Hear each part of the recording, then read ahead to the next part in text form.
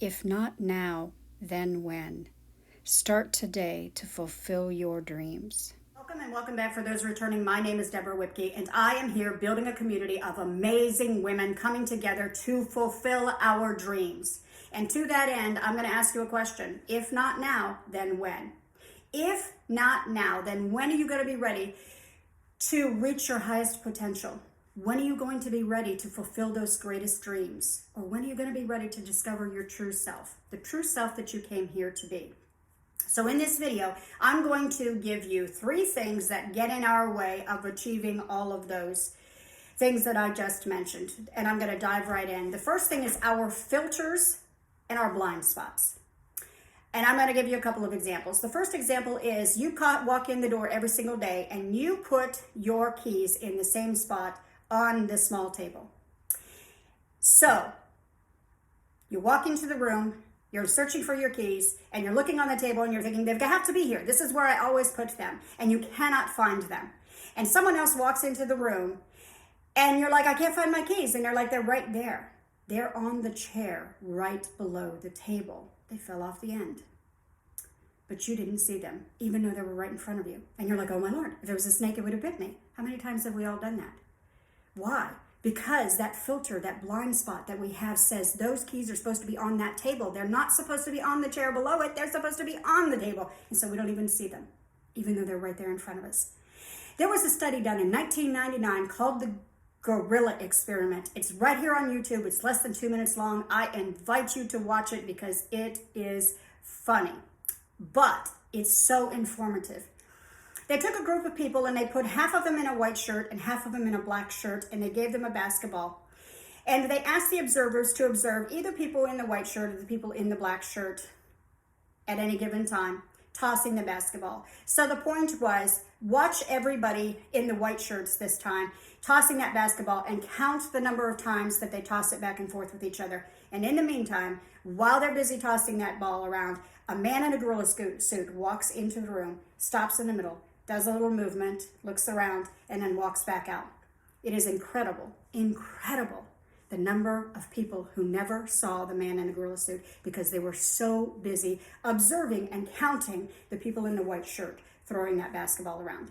How can that be? Our filters, our blind spots. There's not supposed to be a man in a gorilla suit walking into the room. There's supposed to be people in a white shirt tossing a basketball back and forth with each other, so they never even saw it. Amazing, right? Number 2, that was number 1, our filters and our blind spots. Number 2 gets in our way is our assumptions. Oh my goodness, how many assumptions do we make about things? I assume that if I'm 50 years old, it is too late for me to train and run for a marathon. I assume that if I am 60 years old, it is too late for me to start that business now. Life has passed me by and I am assuming that it's too late. I assume that I'm 65 years old and it's too late for me to find the love of my life. You get the point. We make assumptions. They may or may not be true at all, but if we hold on to those strongly enough, do you know what happens? Those filters and blind spots and those assumptions turn into beliefs. So now it is firmly implanted. A belief has roots. The filters and the blind spots and the assumptions, not as much, but the beliefs have roots. So now I believe, I don't just assume, I believe it is absolutely 100% impossible for me at 50 years old to run that marathon, at 60 years old to start that business, at 65 years old to find the love of my life. I absolutely believe it's impossible. I won't even try. I won't even try because I believe it to be true. So how do we do about this? Number 1, we are going to make a list. You're going to sit down and you're going to start making a list. And you're going to ask yourself, does this work for me to believe this way? Does it work for me? Is it serving me in my life to have this belief, to hold on to this? Does it make me feel fear or does it make me feel love when I think about this particular thing? And something that I always do is, does it make me feel light in my body or does it make me feel heavy in my body? Now, if you're not used to this, you may not notice it. I'm going to give you an example. I went to buy a new car quite a few years ago. I had decided it was time. I really needed a new car. And I test drove the one that I had researched and thought that I wanted. And I liked it. I wasn't madly in love with it, I guess. I liked it. But so, salesman, if you've ever gone to buy a car, the salesman, he's like heavy pushing me. Yeah, let's do this. Let's sign the paperwork and we'll give it to you for this deal and that deal. First of all, I thought the payments were a little bit high. And in my mind, I'm thinking, okay, can I do this? Maybe, but it's going to be kind of tight. As time went on, though, and he kept talking 100 miles an hour, I realized that I was feeling heavy in my body. I literally felt like something was weighing me down. And I wasn't really tuned in enough, though. And it took for him to look at me and say, "Are you okay?" And suddenly it hit me, and I thought, no, I'm not. Because this is not the right decision for me right now. I said, you know what? I'm not feeling well. I'm going to continue this at a later time. I thanked him for his time, and I got up and I left. And the minute I walked out that door, I felt this lightness come back into my body.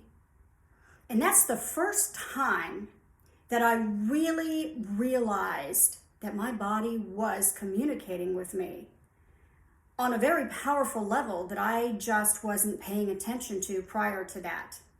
So I started noticing that. And so now, whenever I am in a situation where I'm like this or that, go this way, go that way, do this, do that, does it feel light in my body when I think about doing that? Or does it feel heavy in my body? Your body is communicating with you all the time. So making your list, sorry, I had something in my eye. Making your list, does it serve you? Does it feel good? Does it feel light or heavy? Start paying attention. Again, if you're watching my other videos, you're noticing that I'm saying that a lot. You have to pay attention. If you want to make changes, you have to pay attention to what is in your current storyline. What's currently foremost in your mind? What are you paying attention to? What are you giving your attention to? Are you giving your attention to those assumptions that may not be real at all, those beliefs that may not be real at all?